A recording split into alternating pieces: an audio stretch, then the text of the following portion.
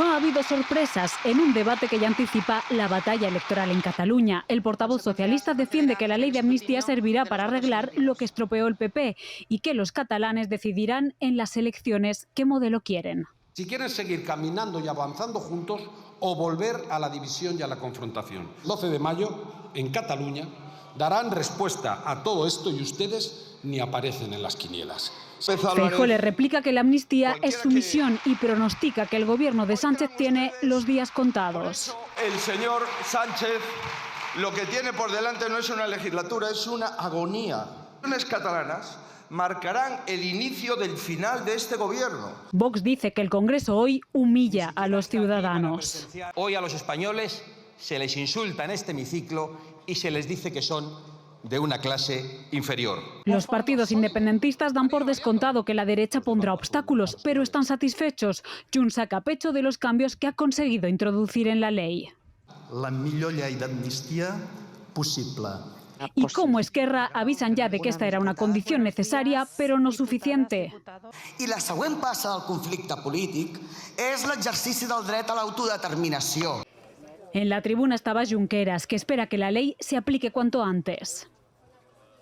Día importante para la democracia y para la causa de la justicia y para restaurar la justicia allí donde ha prevalecido la injusticia. Ahora la ley pasará al Senado, donde el PP utilizará su mayoría absoluta para retrasar su tramitación, como máximo 2 meses, aunque la Cámara Alta no puede tumbarla.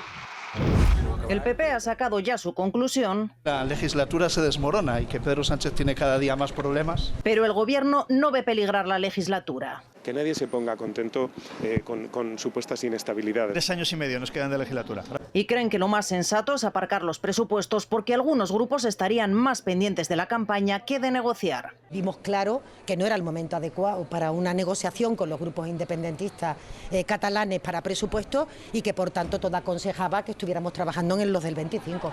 Sumar, que defiende el rechazo de los comunes a las cuentas catalanas, no está de acuerdo con renunciar a los presupuestos. Respetamos la posición del presidente del Gobierno, no la compartimos, sobre todo porque hay que seguir gobernando. Y Esquerra niega que su decisión sea una estrategia para desactivar a Puigdemont y señalan a los comunes. Volgut bloquejar uns pressupostos de la Generalitat de Catalunya i al final no hi ha pressupostos ni aquí ni allà. Jo crec que, o sigui, jo si fos Pedro Sánchez estaría una mica enfadat. Junts, ya en modo electoral, dice que solo su proyecto es totalmente independentista. Un vot a Junts per Catalunya no servirà segur per fer Salvador Illa president de la Generalitat. Segur. Fuentes de Moncloa dicen que el adelanto en Cataluña les viene bien, que Illa llegará muy fuerte. El mejor candidato y el mejor presidente para poder hacerlo es Salvador Illa.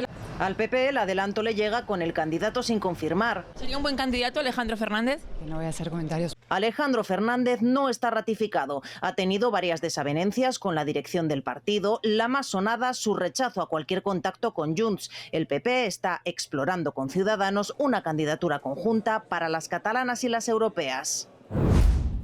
El 2 de febrero, Carlos Neira, abogado de Alberto González, se pone en contacto con el fiscal, admite los hechos y pide llegar a un acuerdo con la Fiscalía para pagar la deuda a Hacienda. Poco después, el fiscal responde abriendo la puerta a un pacto, pero aún así presenta la denuncia en el juzgado. El 12 de marzo, el fiscal, de nuevo, responde al abogado con un correo. Dice que no habrá problema en llegar a un acuerdo si él y su cliente lo estiman posible.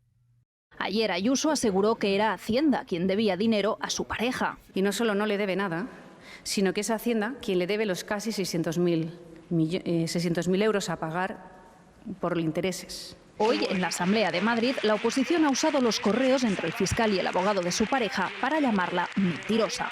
Si es que ayer le faltó esto para acabar diciendo que Pedro Sánchez le debe dinero a su novio. Están sentados en la corrupción política y económica y eso no lo van a tapar por muchas dimisiones que pidan. Y vuelve a insistir en que detrás de todo está el presidente del Gobierno. Le agradezco mucho a Pedro Sánchez su intención de destruirme lo personal para tapar la corrupción de su gobierno y de esta ley de amnistía, pero es él el que tiene que dar muchas explicaciones y creo que es el verdadero protagonista del día. Desde el Gobierno piden un día más que se marche. Yo creo que la señora Ayuso mintió. Tiene que dimitir hoy mismo. Mientras el PP Nacional defiende a una de sus líderes territoriales con más peso. Creen que van a por ella. Hoy se pronuncian también desde el PP andaluz. Cargan contra aquellos que se lucraron en plena pandemia. Imputarle a la presidenta de Madrid supuestos delitos permanentemente en su entorno sin ningún tipo de prueba ni demostración me parece, pues lógicamente, una actitud muy baja. Pero desvinculan a Ayuso de cualquier irregularidad. Vladimir juega con la policía al gato y al ratón. Él pinta en las paredes mensajes antiguerra y ellos los borran. Como el que había en este muro, una picadora de carne en referencia a los soldados rusos muertos en Ucrania. Por eso ahora hace otros dibujos más sutiles. Este se titula Amor y despedida, una referencia a la movilización parcial. Dos jóvenes que se amaban, a él le llaman a filas, no sabe si vuelve o no, ella le espera, él se va por el puente.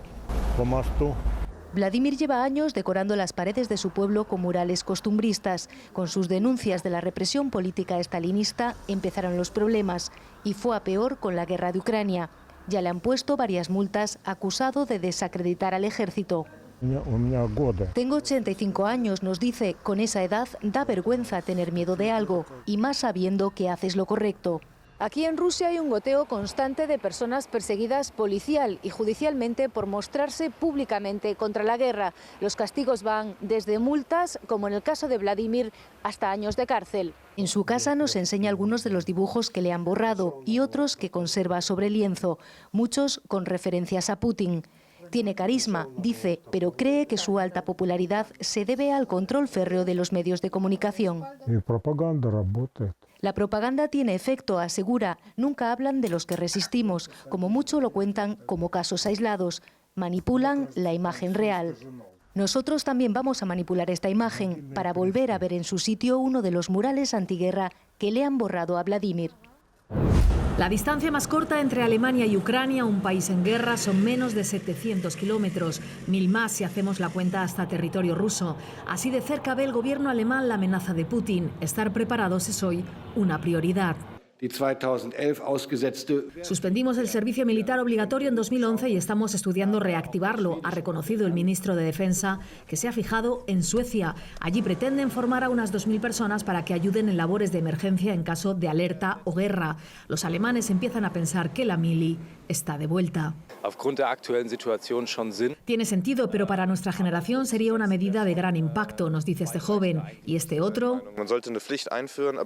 debería ser obligatorio, pero no necesariamente militar, sino con alternativas sociales. Alemania ya invierte el 2% de su Producto Interior Bruto en defensa, pero quiere incrementarlo. Es además uno de los grandes impulsores de la Unión Europea para mejorar la industria militar. Aquí la guerra en Ucrania ya les pilló con el pie cambiado por la dependencia energética y no están dispuestos a repetir errores. Alemania calcula que necesita 30.000 soldados en esta década, ahora tiene 181.000. No creo que estemos preparados para una guerra con Rusia o algo similar.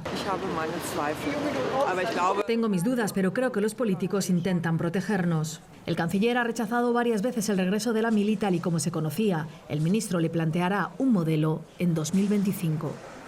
¿Querría alquilar su apartamento durante los Juegos Olímpicos? Es el anuncio que vemos en una agencia y esto vale estar en una casa en el centro de París. La más económica, 7 noches, 4 personas, 16.500 euros, es decir, más de 2.000 euros por noche. No son casas lujosas, nos aclara el director, pero sí pensadas para familias de turistas extranjeros. Depende también para poner el precio el número de camas. Y si comparamos con una habitación de hotel en las mismas zonas, puede ser más económico, nos dice Gazfitosi. Hacemos una búsqueda de hoteles cerca, por ejemplo, del Estadio de Francia en Saint-Denis. 3 estrellas, habitación para 2 personas. 2 noches en abril, 294 euros. Las 2 noches en la inauguración de los Juegos, 1.424 euros. Estos incrementos han preocupado al ayuntamiento y también al sindicato de hostelería. Siempre habrá abusos, aunque no es lo habitual. Vigilamos para estabilizar los precios, nos explica David Senouda, quien aconseja a los que quieran venir esperar un poco más para reservar hotel. Según la Oficina de Turismo de París, ahora los precios de una noche durante los Juegos han caído en un 4,4% respecto a los registrados en enero, aunque seguimos viendo estos incrementos. Un salón bastante grande. En el centro de París, para 8 personas, Elizabeth lo alquila por Airbnb por 400 euros la noche. A finales del 23, o sea, los precios fueron astronómicos, o sea, se estaban hablando de cifras, lo que yo te estoy diciendo ahora mismo de 400, que es el mío, a 1.500, 1.800, decía, pero el amor de Dios. Una regulación que llega también por la competencia entre sectores. Es además ilegal arrendar turísticamente otra casa diferente a la que se vive.